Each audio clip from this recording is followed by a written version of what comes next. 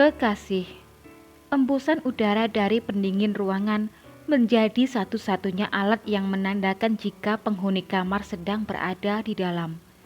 Namun tempat tidur yang tak berjejak, selimut yang masih rapi, membuat keraguanku datang.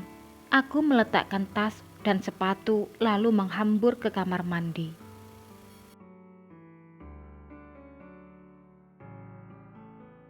Sepi, tak kutemukan Mas Gala di sana. Aku mencoba menyusuri balkon.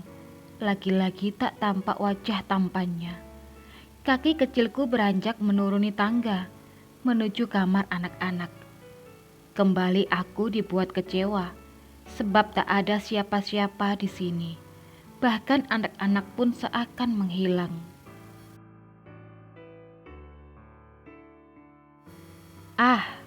Satu orang lagi yang belum kucari.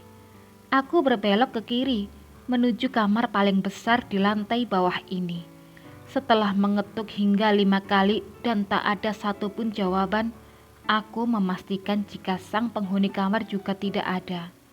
Lantas kemana mereka pergi? Kemana suami, anak-anak, serta mamaku? Kenapa aku tidak diberitahu? Aku mendesah perlahan, mengusir kenangan buruk yang tiba-tiba hinggap di ujung kepala. Tidak seharusnya aku berprasangka. Ini juga termasuk salahku karena terlalu sibuk dengan pekerjaan hingga harus pulang selarut ini. Kembali aku mengingat percakapanku dengan Mas Gala seharian ini. Semuanya normal, tak ada yang aneh. Tenggorokan yang teramat kering menyita perhatian.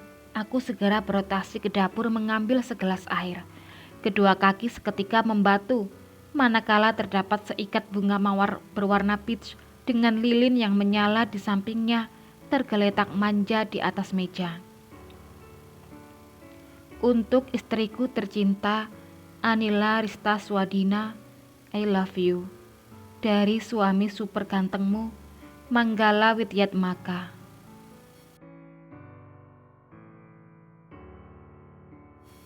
Aku membalik kertas persegi berukuran 10 cm itu, kalau-kalau melewatkan keterangan lainnya. Namun nihil, hanya ucapan absurd itu yang kutemui. Bunga mawar itu mencuri mataku, menerbitkan seulas senyum yang sempat hilang. Aku menghidu aromanya yang lembut, menenangkan kerja syaraf yang semakin letih. Happy birthday to you, happy birthday to you, happy birthday, happy birthday, happy birthday to my wife. Suara bass dengan nada yang pas-pasan menarik indera pendengaranku. Di sana, di teras taman belakang, dia berdiri dengan kedua tangan menangkup kue ulang tahun lengkap dengan puluhan lilin yang menyala. Senyumnya merekah, sorot matanya bercahaya, dan dia hanya menggunakan boxer saja. Astaga, tawaku meledak. Aku yakin pasti Mas Gala tengah menungguku pulang lembur sambil tertidur. Kenapa malah tertawa? Enggak romantis kamu. Mas Gala mendekat. Tangan kirinya sibuk menahan beban kue yang kutaksir hanya berdiameter 20 cm. Sementara tangannya yang lain mengacak rambutku. Tiup lilin dulu. Mas Gala menyodorkan Black Forest bertabur buah ceri dan stroberi di depan wajahku. Rasa hangat membias dari kedua pipi, manakala puluhan lilin turut mendekat. Memangnya aku ulang tahun? Kayaknya enggak deh. Udah lewat malahan. Aku sedang serius alias tidak bercanda. Aku memang sedang tidak berulang tahun. Mas Gala mendelik padaku. Rahangnya yang mulai ditumbuhi bulu-bulu halus justru lebih menggoda daripada lumernya kue di tangannya. Kita tiup berdua karena ini ulang tahun kita berdua. Maksudku ulang bulan. Mas Gala menjorokkan rotinya ke atas, menandakan jika dia sedang serius.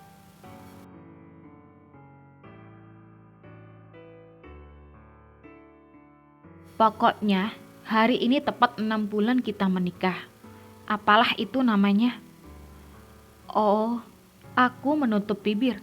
tak menyadari jika sampai sejauh ini Mas Gala mengingatnya. Aku bahkan tak menyiapkan kado apapun untuknya. Mas Gala merengkuh kepalaku, membuat kening kami saling menyatu.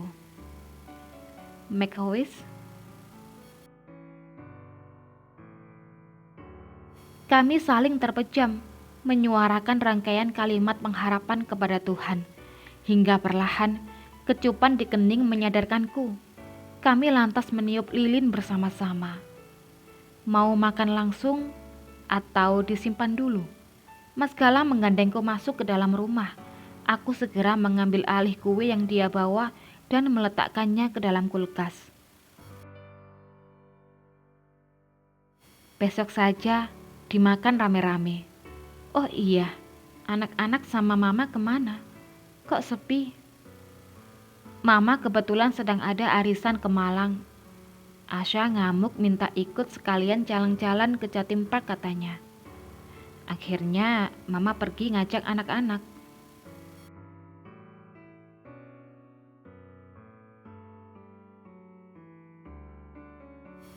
Aku mengangguk. Mama memang sudah tidak muda lagi, namun kehidupan sosialnya tak pernah menua. Banyak kegiatan yang dia lakukan setiap harinya, bahkan terjadwal rutin setiap 1 minggu sekali atau sebulan sekali. Kenapa? Tanyaku heran begitu melihat senyum Mas Gala tak berhenti terbit. Rumah sedang sepi. Ya?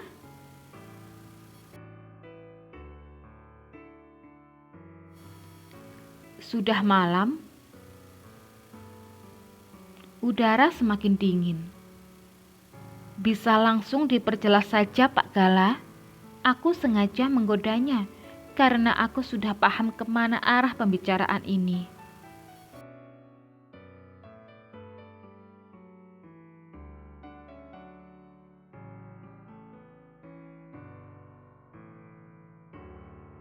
Baiklah, karena kamu pulang terlambat, kamu harus lembur sampai pagi.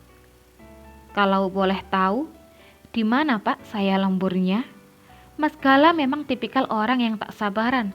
Langsung saja kedua tangannya memeluk dan mengangkat tubuhku. Mohon untuk tidak membuat kesalahan lagi, Nyonya Manggala.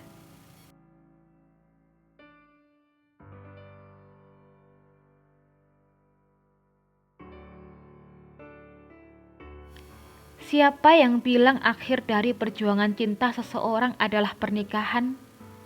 Kalau menurutku, justru pernikahan adalah titik awal perjuangan cinta seseorang. Lalu masa PDKT dan pacaran disebut dengan fase apa? Hanya intro, sebab tak semua perjuangan dimulai dengan pacaran. Justru banyak pasangan yang menikah dulu baru kemudian pacaran. Seperti halnya kami, bukan karena dijodohkan, namun mengingat usia yang tak lagi muda, pacaran justru hanya menjadi bumbu rumah tangga. Mas Gala yang memang tipikal orang yang romantis dan sedikit suka merayu, tak pernah lekang perhatiannya untukku. Selalu ada saja kelakuannya yang membuat pipiku bersemu atau jantungku berjumpalitan hingga tubuhku menghangat. Terkadang, sikap romantisnya terbilang cukup receh untuk ukuran seorang lelaki matang seperti dia.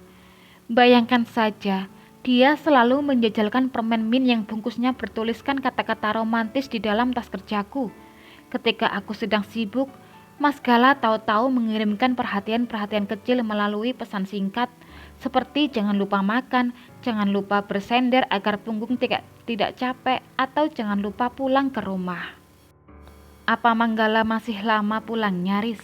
Mama mengembalikan kesadaranku yang sempat melayang pada sosok suamiku. Aku yang tengah mengaduk kolak kacang hijau menoleh sebentar lalu menggeleng.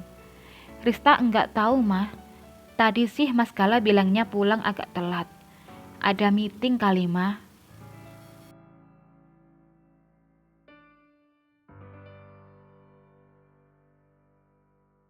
Mama mengangguk, lalu mengambil sendok dan mencicipi kuah kolak. Agak asin, Riz. Kenapa enggak pakai gula merah?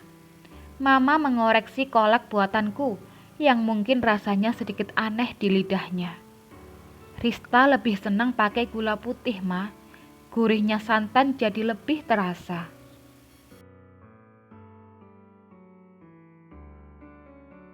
Mama kembali mengangguk, lalu membantuku menyiapkan makan malam.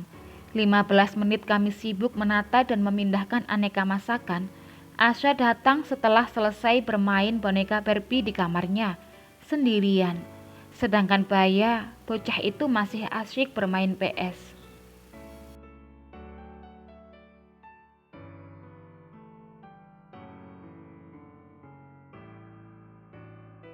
Deru kendaraan roda 4 semakin jelas terdengar memasuki halaman. Mungkin Mas Gala sudah datang. Aku berlari ke kamar, mengganti daster dengan terusan selutut yang lebih santai. Tak lupa membersihkan wajah dan memolesnya sedikit lipstik, juga merapikan rambut yang sempat acak-acakan. Berdandan demi suami bukankah terhitung pahala? Selagi aku diberi kesempatan untuk melakukannya, aku akan menabung pahala sebanyak mungkin, sebab hanya itu galian harta karun yang kumiliki. Aku menuruni tangga dengan senyuman yang tak lepas di bibir. Pacaran setelah menikah itu efeknya sangat dahsyat, krenyes-krenyes empuk rasanya. Apalagi setiap kemesraan yang kami lakukan bak sepasang kekasih yang baru jadian itu juga terhitung pahala. Maka nikmat mana lagi yang akan kau dustai?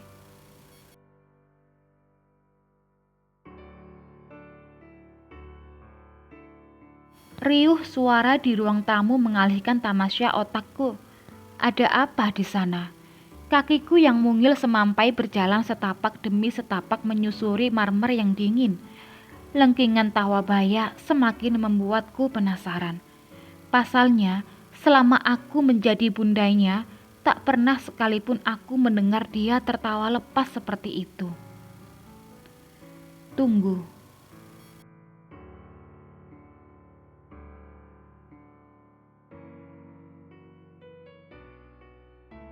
Semakin aku mendekati ruang tamu, ada suara lain yang juga tak kalah hebohnya. Itu bukan suara Mama. Pikiranku mulai melayang, menerka suara siapakah gerangan di sana. Rasa penasaran yang semakin memupuk membuat langkah semakin tergesa. Dari ujung pintu antara ruang tengah dan ruang tamu, aku dapat melihat semuanya. Di sana, duduk beramai-ramai, Baya yang dipangku oleh seorang wanita yang usianya mungkin sepantaran denganku. Lalu di sampingnya ada Mama yang hanya diam menatap cucu pertamanya itu. Sedang di kursi lain, Mas Gala memangku Asya yang hanya diam melihat kakaknya sibuk dengan orang lain.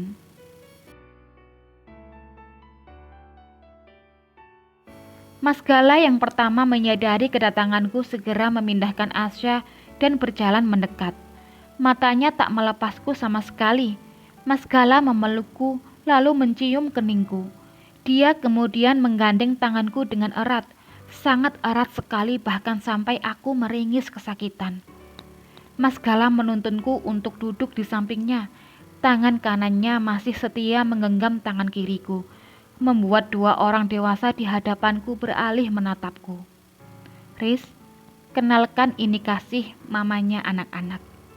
Kasih, kenalkan ini Rista, bundanya anak-anak. Aku mengalihkan retina kepada sosok wanita yang duduk dengan manis. Senyum dari bibir merahnya melengkung indah. Tangannya yang terawat terulur untuk segera kuraih. Saya Kasih, terima kasih karena kamu sudah merawat anak-anak. Saya Rista, Mbak. Lidahku keluh, hanya 3 kata itu yang sanggup keluar dengan susah payah. Inikah dia? Seseorang dari masa lalu suamiku.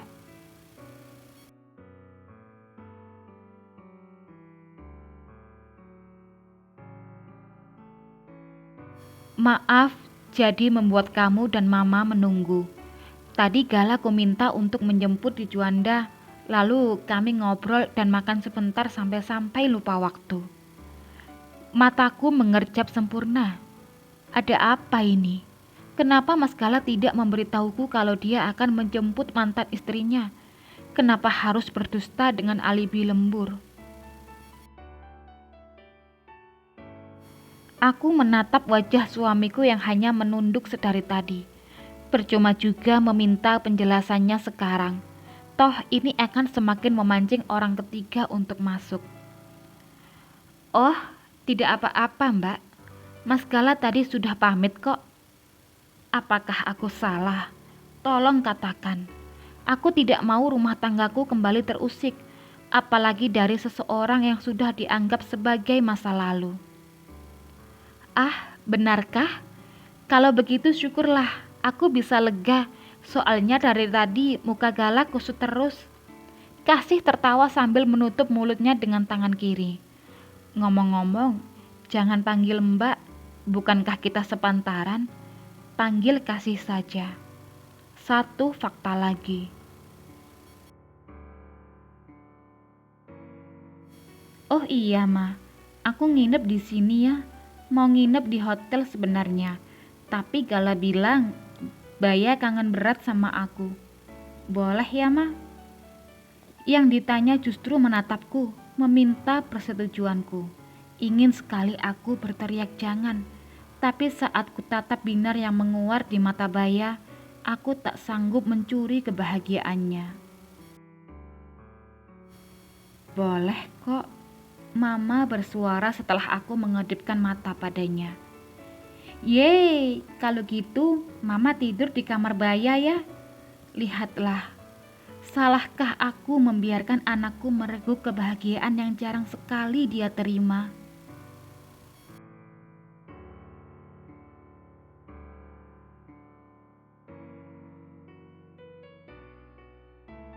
Jemari Mas Gala semakin erat menggenggamku. Ku balas sama eratnya.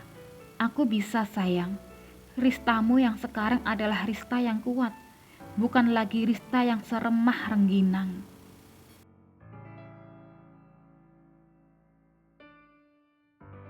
Bersambung. Tunggu kisah mereka di episode selanjutnya ya. Terima kasih.